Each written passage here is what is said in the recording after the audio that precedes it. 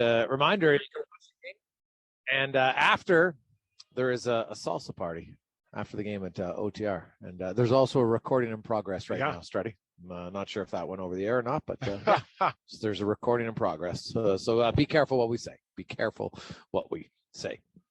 Let's get to the Racing Report, brought to you by CanTorque. There are a few tools who listen to the show, but none of them are as built as well as the tools from CanTorque. Check them out at cantorque.com. Colin Livingston joins us once again, talking all things racing. And so let's start in F1 as, the top dogs basically battled it out again. This time Verstappen coming out on top. And Colin, you follow this a lot closer than I do, but Verstappen is already on his third gearbox. He's only allowed 4. So first of all, what would happen? Like, how much of a penalty would it mean if he has to use a 5th one?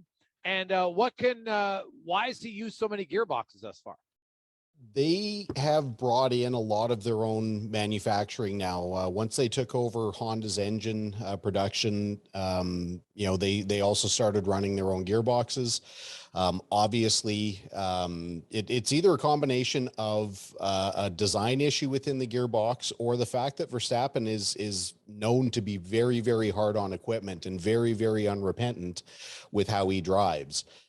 Penalty, I believe, is 5 grid places, just for changing. So, best case scenario, you win the pole, but you've got the gearbox change, you drop back to 6th place. And that'll be for every gearbox that they have to replace from then on.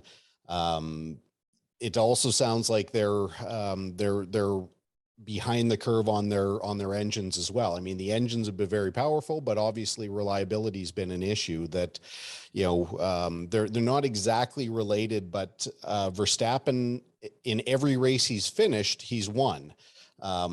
But in the races that he didn't finish, those were the races that Leclerc was basically had the race in hand. It's not really a factor right now, but it's something that, looking forward and looking towards the end of the season, it's definitely going to come into play. When we look at the race weekend in Miami, there was a couple racers with unforced crashes. First off, how frustrating is that for the team? And then secondly, is that just, over aggressiveness, or how do you, explain these types of incidents? Yeah, I mean, Carlos Sainz again, went off. He's having a very, very bad qualifying practice season that, in the race, he's had some bad luck, but he's gone off an awful lot. Now, there's a couple of things to look at. The fact that, he and, now I'm drawing a blank if it was Ocon or Gasly. They went off in the Ocon. Oh, that's right. Went off at the same place in the same, fashion. Ocon's hit registered at 51G, which is just a crazy, crazy impact, especially because they weren't really going that quickly. The multi-dimensions is, maybe the driver was pushing a little bit on, or a little bit too hard, but this is also a function of the surface of the track that they put down in Miami, that, the overwhelming consensus from the drivers was like, this was one of the toughest surfaces to drive on, minus, Turkey after it got repaved and all the oil was coming out of it a couple of years ago. The drivers were talking about how hard it was to pass. Like online, it was a handful. And if you started to get even moderately offline, which you had to do to pass, it was virtually impossible. So, these were not necessarily driver responsible issues. This was more a function of the fact that, if you made even the slightest mistake, or just got a little bit unlucky with a gust of wind, that car is so close to on edge, they hit. But the side effect is that even though Sainz hit, early into the practices, the circuit didn't respond by putting proper barriers up. So, that 51G impact, that really shouldn't have happened. that should have been something, you know, for these Tech Pro barriers are very portable. They're very accessible. And instead of spending the kind of money that the circuit spent on, you know, building fake marinas and laying AstroTurf so that, you know, people felt more like they were, you know, in the field than at a racetrack, they could have done something for driver safety. I mean, they really got lucky that the drivers weren't seriously hurt. Colin Livingston joins us in the CanTorque racing report. There's a fair amount of contact, and a lot of it had to do with Alonso. You know, he got into Hamilton at the start, but then, you know, he got into it with Gasly. And I know Alonso said, hey, Gasly closed the door at the last minute. And, you know, people were saying, yeah, that's called making the corner. But it led to a sequence of events, and, you know, Alonso and Gasly, and then that led to the Lando Norris Gasly later on collision that knocked Gasly out.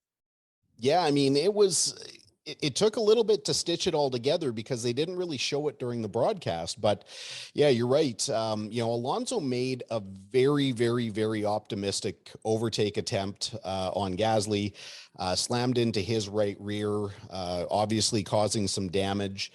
Gasly was kind of limping his car around.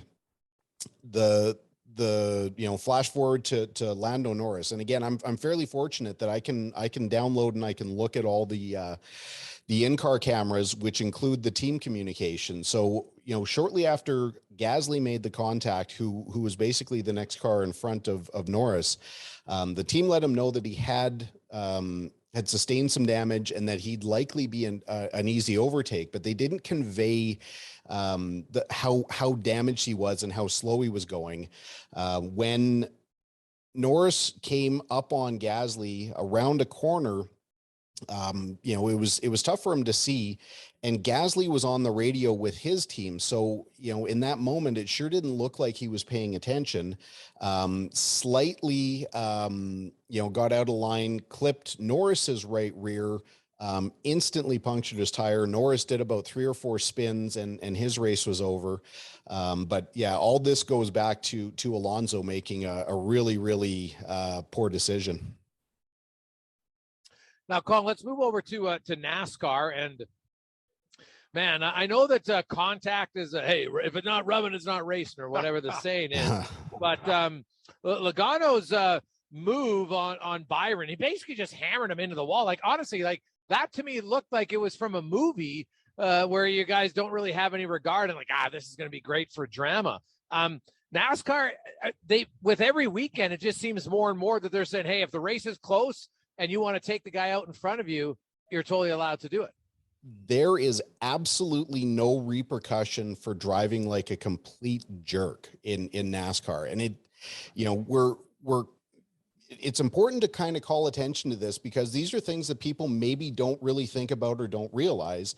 But unless there's a consequence for an action, drivers will keep pushing and they'll keep pushing and they'll do anything that needs to happen, knowing that there's no consequence.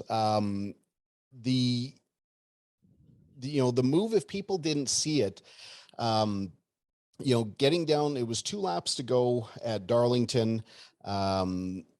You know, Logano definitely had a faster car. William Byron had led a significant chunk and he had been the dominant car up to that point, but his car was going away. And it was pretty obvious that Byron could not hold his car at speed. He was loose. Logano did not make a passing attempt. He did not try and go around the high side, the low side. He just didn't hit the brake, drilled the back of Byron's car, which he got hit so hard, his car got launched out of control and went up into the wall, which resulted in the right side tires getting cut. He held on for about half a straightaway. Then he lost control, had to come into pit road. You know, so his day was done. It wasn't like a bump and run, which is it's a legitimate move on short tracks where you just don't have an option. The guy in front is slower, but there's no way to pass. You knock on the door a few times, meaning you give him a little tap, and literally it's just a little tap to let the guy in front know that you're there, and that you do it a few times so that they know you're able to get to their bumper at your discretion. If they don't get out of the way after 2 or 3 times, then you start getting a bit more aggressive where you start hitting them on the inside and really upset them because you know once you get around you're going to drive away. That's typical short track. This is just getting ridiculous that, you know, NASCAR, we said a couple weeks ago, this is no longer about racing. This is just vehicular entertainment. And that's kind of what it's come down to. It's really sad because NASCAR used to have some really great racing, and there's still some decent battles on the track, but you know, it's, in my opinion, it's just way out of control. Talking with Colin Livingston, the CanTorque Racing Report here on TSN 1260 on the Jason Gregor Show. Let's shift over now to IndyCar, and great race a couple weeks ago at Barber. Where are they at now as far as keeping that momentum going? And like, what does that look like for that series? Well, this is what we all, who have any kind of love for IndyCar. We're now officially in the month of May, which, in the olden days meant, cars would start to practice and test at Indianapolis Motor Speedway. Now it more means this weekend we'll have the Grand Prix race, and then just shortly thereafter we'll move to 2 weeks of Indy 500 prep. It was a great race, and I hope, the road course at Indianapolis is a solid track, decent opportunity for passing, lots of opportunity for chaos, especially at turn one. But yeah, I mean, now it's all about Indy. I mean, one of the greatest places on the planet. Where else can you have a racetrack that has four of 18 holes of the golf course inside the infield? I mean, it's fantastic over there. Colin Livingston joins us, Edmonton Sport Leader TSN 1260. Going back quickly to F1, we got a lot of text, people wondering, do you think Mercedes, are they making progress in your eyes? Oh, 100%. I mean, their car, Toto Wolff, the team principal, referred to their car as a diva. I mean, I think it's, it's more evil than that. It's diabolical.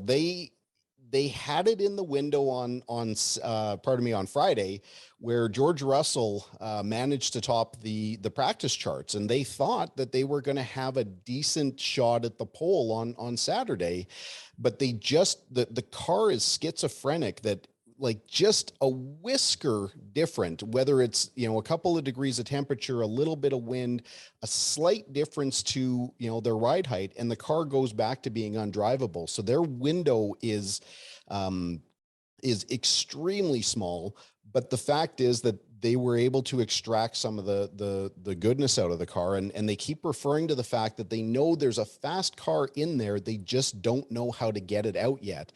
Where the other teams just seem to have a slightly bigger window and more opportunity to go fast with Red Bull and Ferrari. But the fact, Hamilton was driving a lot better, especially on Friday practice. They got a little unlucky during the race that he was ahead of Russell. There was a late race caution with the Lando Norris Gasly incident that gave Russell the opportunity to come in for tires. He was able to get around Hamilton and Bottas and ended up with a slightly better finish. But it wasn't really because he was driving better. The race just unfolded a little bit better, and his team, his crew made a better decision than Hamilton's side of things. But they are going to get there by the end of the season. They're even talking about, like, they'll do whatever they have to do, but they're even considering abandoning these revolutionary side pods if that is going to help unlock more of the stability of the car, make it a little bit better to drive. I'd suspect that they'd probably bring them back at some point if they can keep testing. And one last one before I let you go. Did you figure out your cart? Did you finish a lap this time? Well, there are good days at the racetrack, and then there was last night. I managed to end up getting it running. I'm still fighting gremlins, and this particular cart, it really seems to want to test my test my abilities as a mechanic. Everything seems to want to loosen off. I've gone through the cart front to back, side to side now, and I've had wiring harnesses disconnect. I've had bolts back out. These are bolts that, like, I know have been tightened, and you know, we're almost getting to the point of having to start welding things together to make sure that things don't come off. On track, I mean, we had a great field last night. There were 24 carts. That's the biggest field I remember being part of at EDKRA. And we've got the potential to have over 30 carts on track if everyone decides to show up. The side effect was there was a lot more on track contact. We had another red flag. I mean, you know, one of our drivers was actually, you know, in contact, the cart flipped, he got dumped, rolled a few times, and then got driven over. That happened right in front of me. And I can tell you that is something that I never, ever want to see again. But, you know, hopefully we get a little bit of you know, common sense will kick in, and people's rust will get knocked off a little bit more.